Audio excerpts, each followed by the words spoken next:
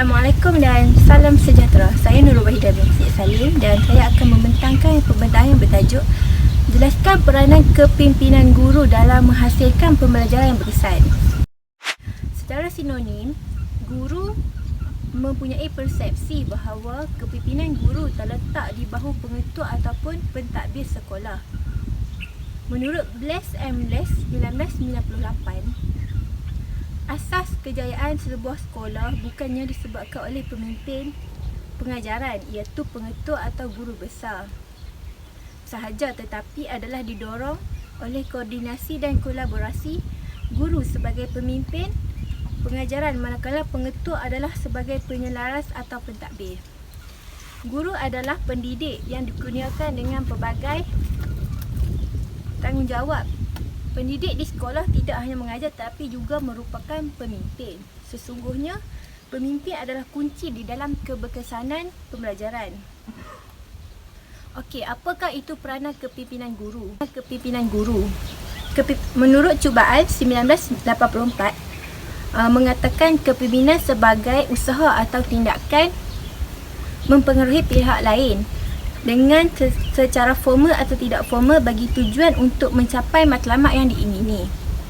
Sourceword 2020 mengatakan peranan kepimpinan guru adalah berkait dengan pengajaran dan pembelajaran, termasuk pembelajaran profesion guru-guru dan juga perkembangan murid.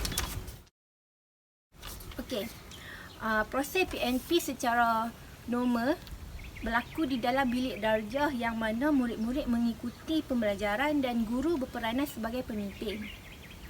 Pembelajaran yang berkesan selalu dikaitkan dengan kualiti peranan kepimpinan guru. Jadi seorang guru yang berkaliber harus mampu memberi pembelajaran yang berkesan kepada pelajar. Seterusnya kita teruskan kepada maksud pembelajaran yang berkesan.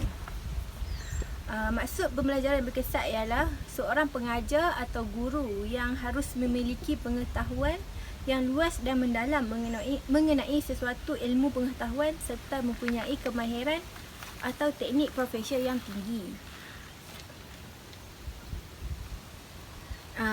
Menurut Lee Blaise 1998 pula berpendapat bahawa pembelajaran berkesan bermaksud pengajaran oleh guru yang penyayang, mengambil berat terhadap kebajikan pelajar, memberi sokongan kepada pelajar dan berpengetahuan tentang mata pelajaran yang diajar.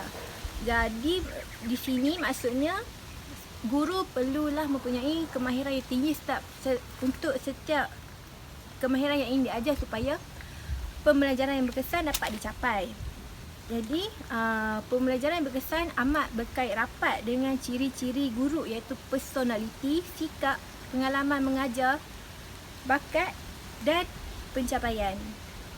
Seterusnya kita teruskan ke isi seterusnya iaitu ciri-ciri kepimpinan guru dalam menghasilkan pembelajaran yang berkesan. Okey, ciri yang pertama ialah boleh membentuk dan menyampaikan visi yang jelas di dalam bilik darjah.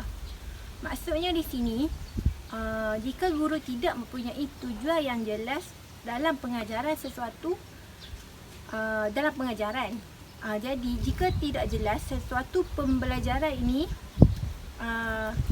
yang lancar tidak akan dapat dicapai. Jadi guru tersebut perlulah mempunyai visi yang jelas dalam menyampaikan ilmu. Secara tidak langsung, pembelajaran yang berkesan dapat dicapai dan berjalan lancar. Pelajar juga akan mudah memahami jika guru menyampaikan suatu pelajaran dengan jelas. Okey, ciri yang kedua ialah guru mestilah berkebolehan untuk memimpin dan menjadi contoh serta tauladan role model kepada pelajar. Guru perlu menunjukkan contoh yang baik dan berkelakuan baik. Setengah pelajar akan menjadikan guru sebagai contoh atau role model, menjadikan guru sebagai role model mereka. Jadi seorang guru itu perlulah mempunyai kepimpinan yang bagus untuk mempengaruhi pelajarnya ke arah kebaikan. Ciri yang ketiga ialah mempunyai kebolehan memimpin dan fleksibel serta keterbukaan. Seorang guru mampu memimpin sesuatu organisasi yang dipegangnya, seperti yang terdekat organisasi yang dipegangnya ialah bilik darjah. Guru perlulah bijak dalam mengendalikan pelajar untuk memastikan bilik darjah terkawal. Guru haruslah menggunakan gaya kepimpinan yang sesuai dalam memastikan bilik darjah itu dapat dikawal, dan para pelajarnya juga boleh untuk belajar dengan cara yang berkesan. Okey, ciri yang keempat ialah mengikis sifat mementingkan diri dan mengutamakan kepentingan dan kebajikan muridnya. Guru perlulah sebagai guru, kebajikan dan keutamaan harus diberikan kepada pelajarnya. Okey, ciri yang kelima ialah membuat pertimbangan yang seimbang dan rasional. Perkara ini untuk mengelakkan rasa tak puas hati dalam kalangan murid. Guru perlulah bersifat jujur dan merendah diri secara tak langsung, dapat menjalinkan hubungan positif antara guru dan pelajar. Jadi pelajar dapat menjadikan guru sebagai tempat untuk meluahkan masalah ataupun mengadu masalah sekiranya guru tersebut mampu bertindak rasional dan dapat menyimpan rahsia. Okey, ciri yang terakhir ialah berusaha mengamalkan pembelajaran secara berterusan untuk tujuan mempertingkatkan serta menambah ilmu pengetahuan dan kemahiran diri. Ilmu pengetahuan yang diperoleh secara berterusan ini akan meningkatkan keberkesanan di dalam kelas. Kesannya, situasi pengajaran dan pembelajaran di dalam bilik darjah lebih realistik, sistematik dan terkawal. Untuk menjadi untuk menjadi seorang guru yang memberi pengajaran yang berkesan, menurut Glickman 1990 menegaskan bahawa peranan kepimpinan guru akan dapat dijalankan dengan berkesan sekiranya pemimpin tersebut mempunyai 3 kategori utama, iaitu tugasan dan tanggungjawab, keperluan menguasai ilmu pengetahuan yang luas, dan keperluan mempraktikkan kemahiran dan kepakaran. Okey. Kategori yang pertama iaitu keperluan menguasai ilmu pengetahuan yang luas. Seorang guru haruslah menguasai sesuatu ilmu pengetahuan dalam bidang tertentu dalam memastikan proses pengajaran dan pembelajaran berjalan dengan lancar. Sebagai contoh, seorang guru yang mengajar mata pelajaran sejarah wajib menguasai mata pelajaran tersebut untuk wajib menguasai pengetahuan yang mendalam dalam bidang tersebut. Hal ini kerana guru tersebut perlu mengajar di dalam kelas dan menerangkan isi-isi yang penting dalam bidang sejarah. Jadi, jika guru itu tidak dapat menguasai bidang ini, maka ia akan mengganggu proses PMP di dalam kelas. Jadi, pembelajaran yang berkesan tidak akan dapat dicapai. Okey, apabila memberi tugasan kepada murid, guru harus menekankan pada matlamat setiap tugasan, dan murid pula patut memahami prosedur menimba ilmu dengan penemuan diri. Peranan kepimpinan guru dalam bilik darjah memerlukan kemahiran yang mana merangkumi 2 aspek, iaitu kemahiran intrapersonal dan interpersonal serta kemahiran teknikal. Kemahiran intrapersonal dan interpersonal merupakan upaya menekan mood, tujuan, motivasi dan perasaan murid sewaktu berdepan dengan mereka dalam proses pengajaran dan pembelajaran. Guru yang mengguna dan menguasai kemahiran ini akan berjaya menguasai murid serta suasana pembelajaran dalam bilik darjah. Okey, jika guru menguasai kemahiran intrapersonal dan interpersonal ini, guru akan dapat menguasai murid dan dapat memahami cara murid yang berada dalam kelas. Jadi secara tidak langsung guru dapat jika guru sudah memahami murid, guru dapat menghasilkan pembelajaran yang berkesan dan memberikan murid tersebut pembelajaran yang dapat membantunya. Okey. Yang kedua ialah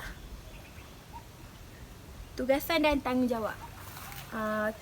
Maksudnya di sini ialah kebolehan dan keprihatinan guru. mengecam dan mengenal sifat murid di dalam kelas, membolehkannya memupuk budaya murid minat untuk belajar dan meneroka. Jika guru berjaya ni menguasai murid ini, guru mampu untuk menarik minat pelajar untuk belajar. Jadi guru dapat menyampaikan pengajaran dengan berkesan secara tidak langsung, pembelajaran yang berkesan juga dapat dicapai. Okey, yang kategori yang ketiga ialah keperluan mempraktikkan kemahiran dan kepakaran. Okey, semua guru sebolehnya harus mempunyai kemahiran ini. Ini kerana guru perlu menguasai kemahiran ICT dan teknikal, termasuk penggunaan alat bantu mengajar seperti komputer, projektor LCD, video, carta dan sebagainya. Ini untuk menjadikan pengajaran dan pembelajaran lebih menarik, dapat memperlihatkan proses pengajaran dan pembelajaran lebih berinteraktif dan pelbagai. Dalam masa yang sama, guru boleh menggunakan borang, bahan cetakan serta edaran kereta akhbar untuk menjalankan proses PNP jadi akan menjadikan proses PNP lebih kondusif dan menarik. Jadi pelajar juga akan tertarik untuk belajar. Jadi masalah kurang berminat itu akan dapat diatasi. Murid akan menunjukkan minatnya untuk belajar dan pembelajaran berkesan dapat dicapai. Okey. Seorang guru haruslah mengelak daripada menjadi guru yang kurang disenangi. Antara perkara yang perlu dielakkan ialah guru harus mengelakkan menjadi guru yang suka mengambil tindakan tegas tanpa usul periksa. Jika guru melakukan hal ini akan menyebabkan pelajar tidak suka dan akan membenci guru tersebut. Yang kedua ialah suka menghina dan memaki pelajar. Yang ketiga ialah suka menindas.